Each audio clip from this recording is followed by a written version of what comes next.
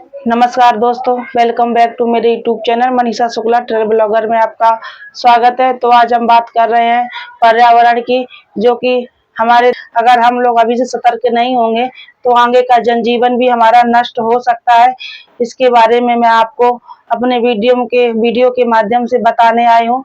इससे पहले जिसने भी मेरा चैनल सब्सक्राइब नहीं किया है वो मेरा चैनल सब्सक्राइब कर ले। तो हम बात कर रहे हैं पर्यावरण के बारे में। आजकल इतनी गर्मी पड़ने लगी है कि टेम्परेचर 52 डिग्री तक पहुंच गया है, और आगे चल के अगर हम लोग अपने आप को सतर्कता करें में कि हमारा मौसम कैसा है, तो आगे चल कर के हम अपने मौसम और अपने जीवन के साथ में बहुत बड़ा खिलवाड़ कर रहे हैं, और आगे की जो पीढ़ियां हैं वो भी नष्ट होने की कगार पर जा रही हैं।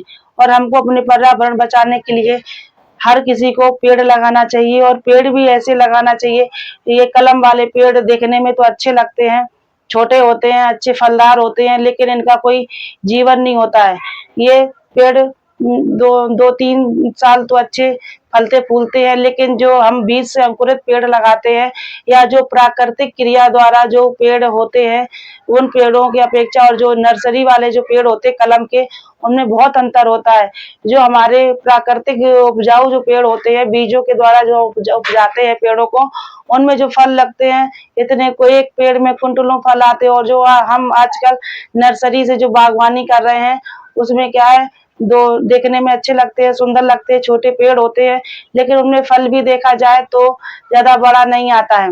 उनमें फल 10, 15, 20 किलो आता है, इसके अलावा नहीं आता। और जो हमारे प्राकृतिक तरीके से जो पेड़ होते हैं उनमें कुंटलों फल आते हैं, और उनकी जो शक्ति होती है रहने की वो हजारों साल तक रहती है।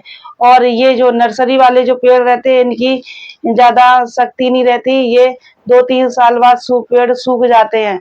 और जो हम अपने ऑक्सीजन लेवल को अगर देखें तो हमको हमेशा पीपल, बरगद और नीम के पेड़ों की तरफ फोकस करना चाहिए। ये पेड़ विशाल रहते हैं और हजारों साल तक ये पेड़ जीवित रहते हैं, और इनसे ऑक्सीजन भी अच्छी मिलती है।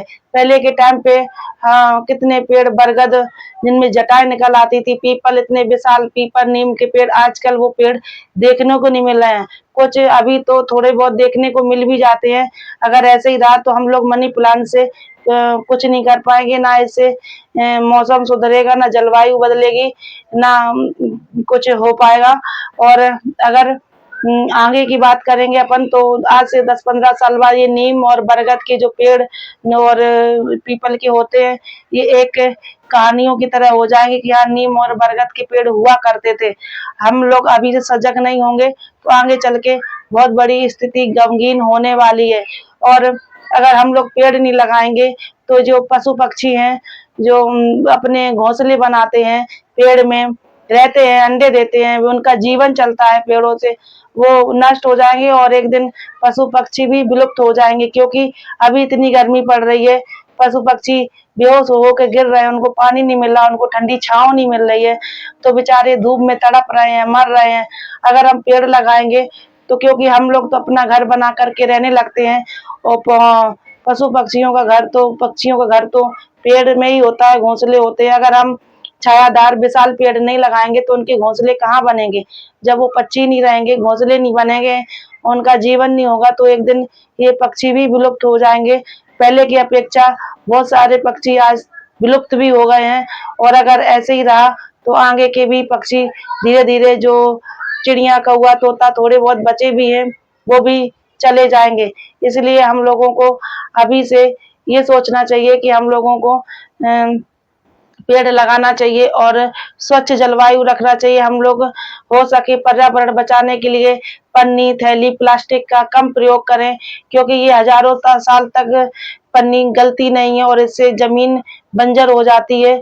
और पानी भी हमको साफ रखना चाहिए। जो हमारे कारखाने और मशीनरी होते हैं, कारखाने होते हैं, उनको नदियों में गंदा पानी नहीं देना चाहिए, क्योंकि ये भी पानी दूषित होता है, ये भी हमारे पर्यावरण को प्रदूषित करता है। और हर जगह की अपनी अपनी जलवायु अलग अलग रहती है, तो हमको उसी जलवायु